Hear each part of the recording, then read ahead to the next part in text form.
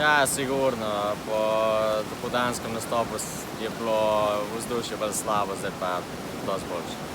Kakšna se ti je zdela vaša vožnja?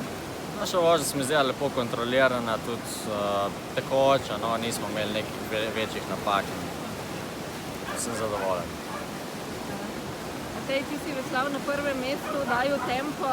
Je šlo tako, kot si se prej taktično zmenili, ali si mogel kaj prilagajati situaciji? Mislim, da je šlo tako, kot smo se prej zmenili. Rene in Žiga sta mi dobro sledila.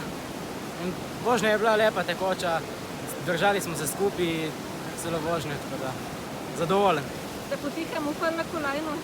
Ja, na štartu smo šli na prvo mesto, to je bilo vse. Žiga, Lim, čestitke ti tebi.